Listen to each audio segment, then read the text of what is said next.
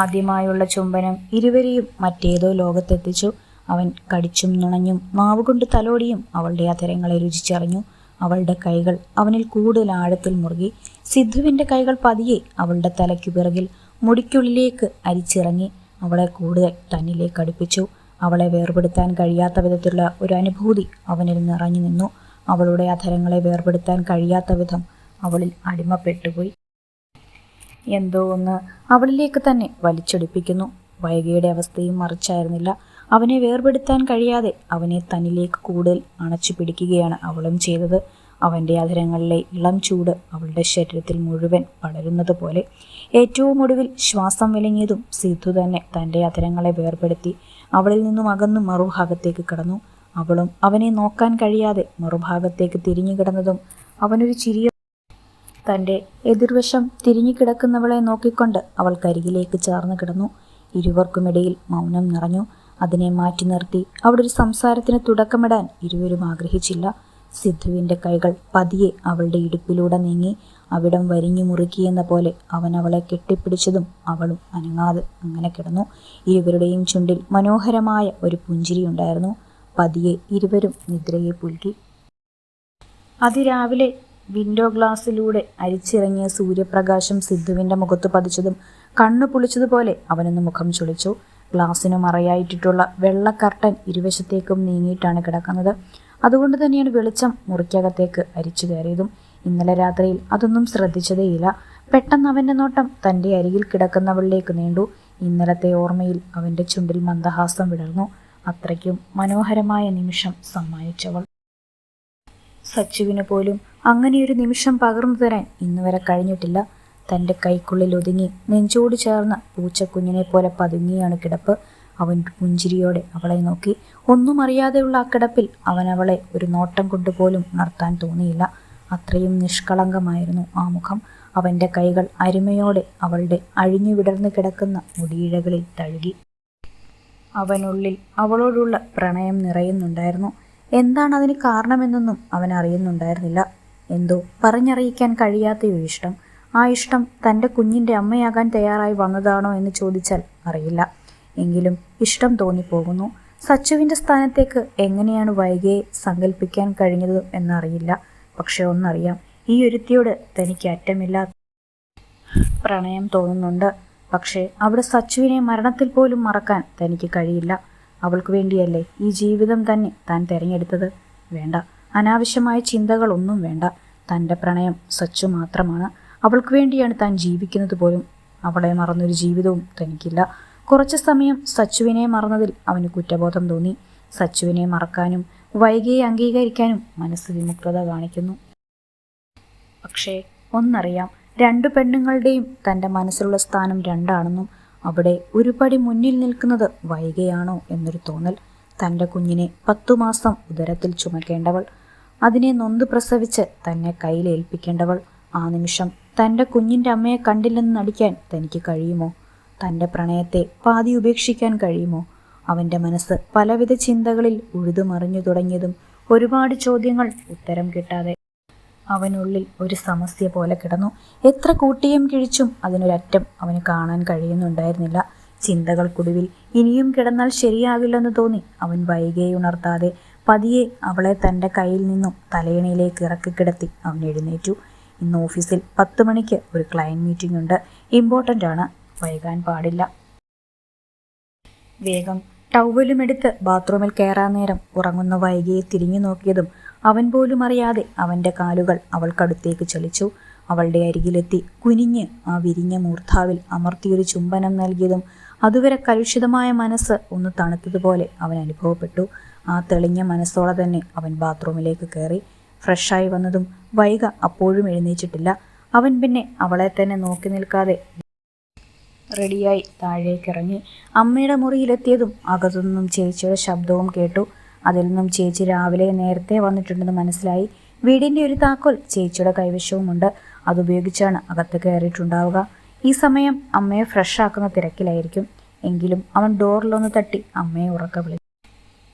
സിദ്ധു മോനെ, അമ്മ ബാത്റൂമിലാണ്. അകത്തുനിന്നും ചേച്ചിയുടെ ശബ്ദം. ആ ചേച്ചി, ഞാൻ ഇറങ്ങാണ്, അമ്മയോട് പറയണേ, അവൻ വിളിച്ചു പറഞ്ഞു. ആ മോനെ, ഞാൻ പറയാം. ചായ വേണ്ടേ മോനെ? വേണ്ട ചേച്ചി, അർജൻറ്റുണ്ട്. ഓഫീസിൽ നിന്നും കുടിച്ചോളാം. എങ്കിൽ ശരി. പിന്നെ ചേച്ചി. എന്താ മോനെ? അവർ അകത്തു നിന്നും അവൻ്റെ വിളിയിൽ ഉറക്കെ ചോദിച്ചു. വൈകി എഴുന്നേറ്റിട്ടില്ല. കുറച്ചു കഴിഞ്ഞു എഴുന്നേറ്റില്ലെങ്കിൽ ഒന്ന് പോയി വിളിച്ചേക്കണം ചേച്ചി, അവൻ മടിയോടെയെങ്കിലും പറഞ്ഞു. ശരി മോനെ, ചേച്ചി നോക്കിക്കോളാം. അത് പറയുമ്പോൾ അവരുടെ ചുണ്ടിലൊരു അർത്ഥം വെച്ചൊരു ചിരി മിന്നിമാഞ്ഞു. സിദ്ധു പിന്നെ അവിടെ നിൽക്കാതെ വേഗം വാതിൽ തുറന്നുകൊണ്ട് അതുപോലെ തന്നെ അടച്ച് മുറ്റത്തേക്കിറങ്ങി കാറിൽ കയറിപ്പോയി. സിദ്ധു ഓഫീസിലെത്തിയതും മീറ്റിങ്ങിനുള്ളതെല്ലാം മിഥുൻ റെഡിയാക്കിയിട്ടുണ്ടായിരുന്നു. ഒരു എക്സ്പോർട്ടിംഗ് കമ്പനിയാണ് സിദ്ധുവിൻ്റേത്. പുതിയ ക്ലയൻസ് ആണ്. ഒരുപാട് വർഷങ്ങൾക്കുള്ള ഡീലാണ് ഇന്ന് സൈൻ ചെയ്യാൻ പോകുന്നത്. ഒരുപാട് വർഷത്തെ അവൻ്റെ കഠിന പ്രയത്നം കൂടിയാണ് ഈ ഡീൽ. അതുകൊണ്ട് തന്നെ അത് മിസ്സാവാൻ പാടില്ലെന്ന് അവന് നിർബന്ധമുണ്ടായിരുന്നു. കൂടാതെ ആ മീറ്റിങ്ങിനൊരു കുറവ് വരാൻ പാടില്ലെന്നും ഇതെല്ലാം അറിയാവുന്ന മിഥുൻ മുൻകൂട്ടി തന്നെ സിദ്ധു വിചാരിച്ചതിനും ഭംഗിയാക്കിയിട്ടുണ്ട്. എല്ലാം റെഡിയല്ലേ? ബാഗ് പേഴ്സണൽ സ്റ്റാഫിൻ്റെ കയ്യിൽ കൊടുത്തുകൊണ്ട് സിദ്ധു ഗൗരവത്തോട് ചോദിച്ചു. യെസ് സർ, മിഥുൻ സാർ എല്ലാം റെഡിയാക്കി ഇപ്പോൾ പോയതേ ഉള്ളൂ. വാട്ട്? മിഥുൻ പോയെന്നോ? എവിടേക്ക്? ഇത്രയും ഇമ്പോർട്ടൻറ്റ് മീറ്റിംഗ് ഇവിടെ നടക്കുമ്പോൾ അവനിവിടെ പോയി. മിഥുൻ സാറിൻ്റെ വൈഫ് എന്തോ ഹോസ്പിറ്റലൈസ്ഡ് ആണെന്ന് പറഞ്ഞു. 1 മണിക്കൂറിൽ എത്തുമെന്നു സ്റ്റാഫ് പറഞ്ഞതും സിദ്ധുവിൻ്റെ ഉള്ളിൽ ദേഷ്യം നുരഞ്ഞു പൊന്തി. എങ്കിലും അവനെല്ലാം ചെയ്തു വെച്ചിട്ടാണ് പോയിട്ടുണ്ടാവുക എന്ന ബോധ്യമുള്ളതുകൊണ്ട് അവനൊന്നും മിണ്ടിയില്ല. ദേഷ്യം അടക്കിക്കൊണ്ട് ക്യാബിനിലേക്ക് കയറി. കൂടെ വന്ന സ്റ്റാഫ് അവൻ്റെ മേശയ്ക്ക് മുകളിൽ ബാഗ് വെച്ചുകൊണ്ട് അവനോട് പെർമിഷനും വാങ്ങി പുറത്തേക്ക് പോയി. അവൻ കൈകൾ കൂട്ടിത്തിരുമ്മി തൻ്റെ ദേഷ്യത്തെ നിയന്ത്രിക്കാൻ ശ്രമിച്ചു.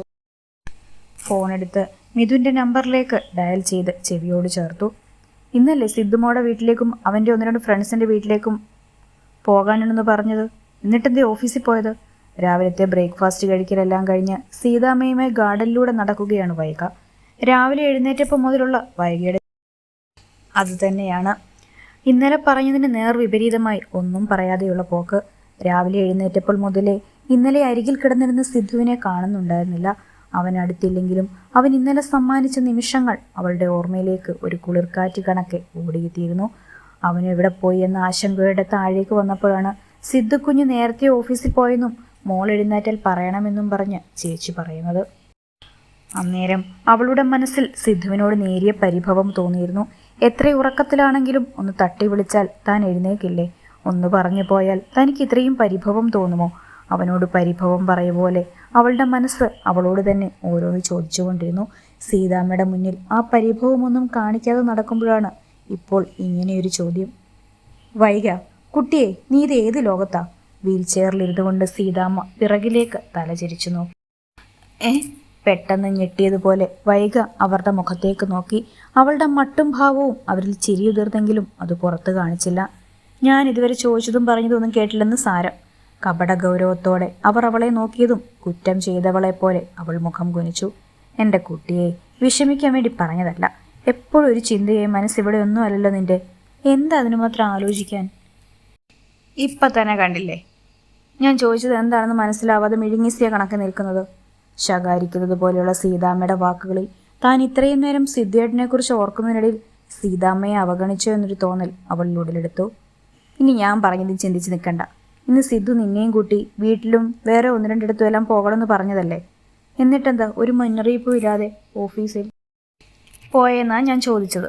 അത് നിന്നോട് പറഞ്ഞിരുന്നോ? ഇല്ല, എന്നോടൊന്നും പറഞ്ഞിട്ടില്ല. ഞാനാണെ എണ്ണീക്കാൻ വൈകുകയും ചെയ്തു. സിദ്ധേട്ടൻ പോകുമ്പോൾ വിളിച്ചതുമില്ല. എന്തെങ്കിലും അർജൻറ്റ് കാണും. വൈകിക്കും അവൻ പോയതിനെക്കുറിച്ച് പ്രത്യേകമായി ഒന്നും അറിയാത്തതുകൊണ്ട് കൂടുതലൊന്നും പറഞ്ഞില്ല. കുറച്ച് കഴിഞ്ഞും വന്നില്ലെങ്കിൽ വിളിച്ചു നോക്കാം. അതൊന്നും വേണ്ട സീതാമ്മേ, വിളിച്ച് ബുദ്ധിമുട്ടിക്കണ്ട. അത്യാവശ്യമില്ലാതെ പോകില്ലല്ലോ.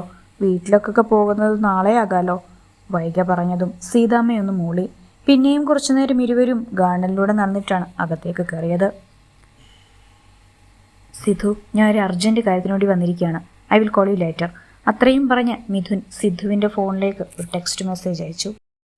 തുടരെയുള്ള സിദ്ധുവിൻ്റെ കോളിൽ ഈർഷ്യ തോന്നിയാണ് മിഥുൻ മെസ്സേജ് അയച്ചത്.